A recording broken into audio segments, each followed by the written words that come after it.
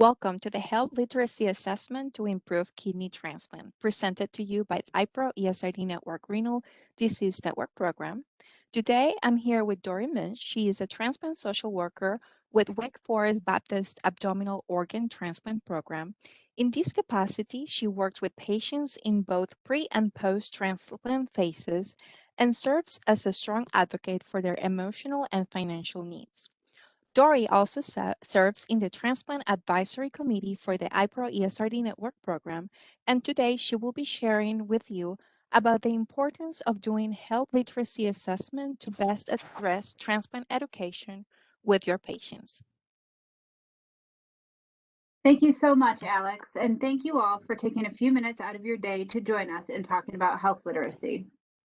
Over the next 10 to 15 minutes, we hope that you will obtain a better understanding of what health literacy is, how it impacts your patients and facility outcomes, and offer some tools to address barriers associated with health literacy.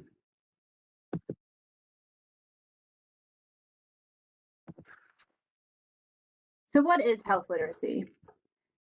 Health literacy basically is how individuals are able to hear and integrate health information and make informed decisions. For many of our patients, especially those who crash onto dialysis, the in-center dialysis environment is one of their first healthcare experiences. Think of all of the acronyms and medical jargon used in dialysis. It is almost a foreign language to ourselves when we start working in that field, but certainly for our patients. Now, it's important to note that as you're assessing your patient, it's not safe to assume health literacy level based on education or work history.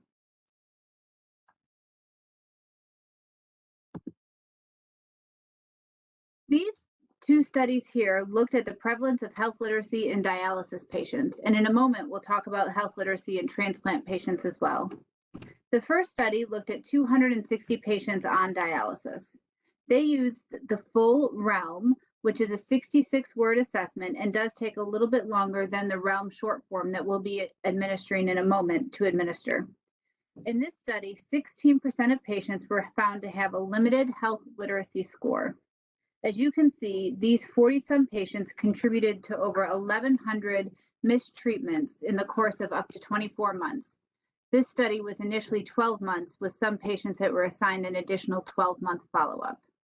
It's easy to understand that with the volume of shortened and missed treatments, hospitalizations, and emergency room visits are inevitable. We know that each time a patient goes to the hospital, they come out a little weaker, and so from a health perspective, these numbers are very troubling. But from a financial perspective, think of the poor outcomes associated with these mistreatments and its effects of revenue on the dialysis center. The second study that Kavanaugh used found that low health literacy or limited health literacy was associated not only with delayed nephrology referral, but also delayed transplant referral. 32% of the patients in this study had less than a 9th grade reading level, and the limited health literacy was found to be more prevalent in non-white males that had fewer years of education. As health literacy relates to individuals who have been transplanted, the TOFLA, or the Test of Functional Health Literacy in Adults, is a 50-item reading and 17-item numerical ability test that takes up to 22 minutes to administer. It was found in this study that 71% of those participants had limited health literacy. The newest vital sign tool, or the NVS, is used to assess health literacy and found a substantial portion with limited health literacy, especially notable in the Spanish-speaking participants. So why is assessing for health literacy important for kidney transplant? We know that people who do not understand what we are asking or informing them of are less likely to be able to follow recommendations. In many cases, it's not because they don't want to do what we're asking, but it's because they don't understand how to do it. This leads to forms being completed incorrectly, which can lead to mislabeling patients inappropriately. When it relates to our dialysis and transplant populations, these people already have so many roadblocks in front of them with limited health literacy driving the car. Patients may not present to dialysis well or on time if they do not understand what to do and why it is important. They then become a poor transplant candidate because we have concerns about their ability to comply or understand directions. I mean, how many of us have tried to put together furniture from IKEA, but if we're reading the Swedish directions, we are not going to be successful. It is the same for our patients in healthcare, and for some, it truly is a foreign language. Historically, when people did not speak a language that there was an interpreter available for, they may not have been viewed as a candidate for some type of therapy, especially transplant. We know now that a language barrier is not a reason to withhold an intervention or transplant. Health literacy is very similar. By identifying literacy levels, we can target interventions and education to our patients and make them better candidates. This here is the REALM short form that stands for Rapid Assessment of Adult Literacy. It is just 7 questions and takes less than 3 to 5 minutes to complete. It is best done in person and can even be completed chairside at the dialysis center.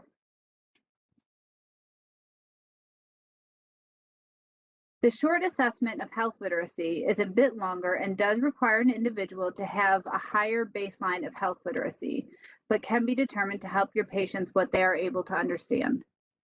Those are the directions there on how to administer them, and this is what the assessment looks like.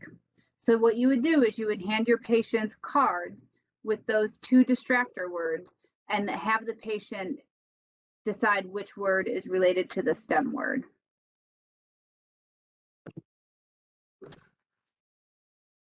So we're going to take a moment to review what it would look like to administer the REALM short form.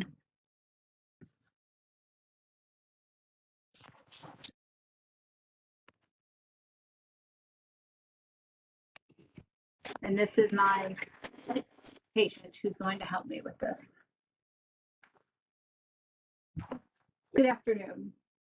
Providers often use words that patients don't understand, and we are looking at words providers often use with their patients in order to improve communication between healthcare providers and patients.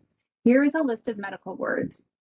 Starting at the top of the list, please read each word aloud to me. If you don't recognize a word, you can say pass and then move on to the next word.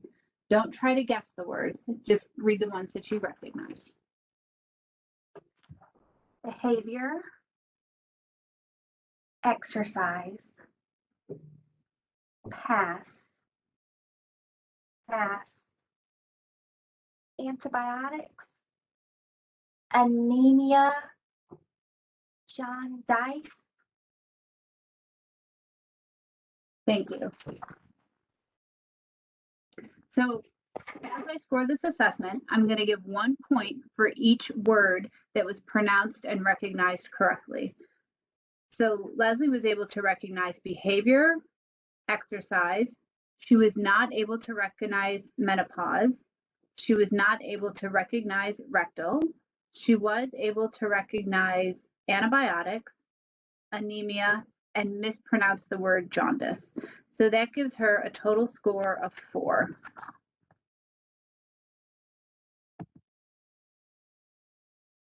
I'm going to go back to our scoring tool and see where a score of 4 to 6 indicates a 7th to 8th grade reading level, which most patients will struggle with education materials, but will not be offended if they're given targeted low literacy materials. And we'll get to what that means exactly in a moment.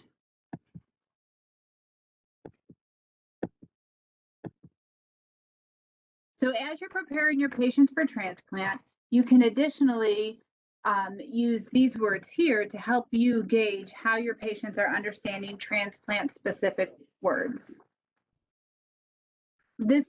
These words here are not a validated assessment tool, but can certainly help you to have an understanding of where your patients are understanding of the transplant process.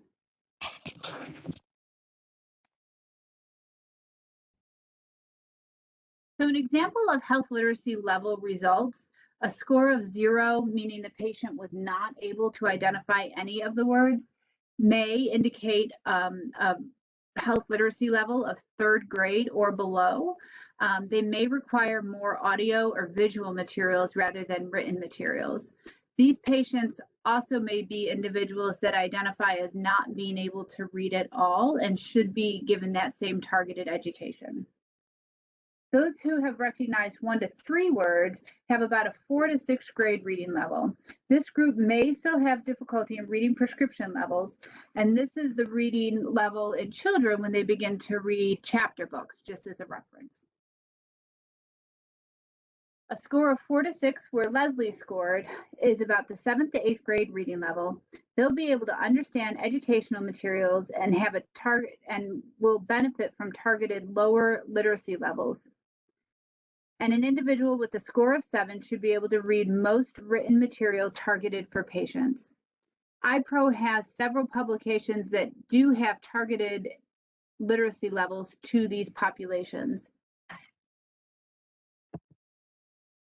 So how can we use these health literacy assessments? It is not a terrible idea to assess your patients at the initiation of dialysis so that as you provide their education, as you complete their assessments, as you have conversations while rounding with the patients, your education and information can be targeted to their health literacy level. When educating a patient, it's important to ask if they understand or use the teach back method. Give permission for them to ask questions and provide normalcy for patients that don't understand questions. I've recently been sharing with patients that if they agree with me and tell me that they understand the information, then I assume that they know it and will continue educating them in that same manner. But if they tell us that they're having a difficult time with what we're saying, then we can provide education in a different way. As you're educating and evaluating your patients based on their health literacy level, you may help to improve their health literacy. So maybe annually reevaluate their health literacy to see if their targeted information can change. It would be helpful to inform your transplant center of your patient's health literacy level to provide appropriate education for those patients. Limited health literacy is not a reason not to transplant patients. But unknown health literacy can lead to the perception of a patient not being an appropriate candidate for transplant.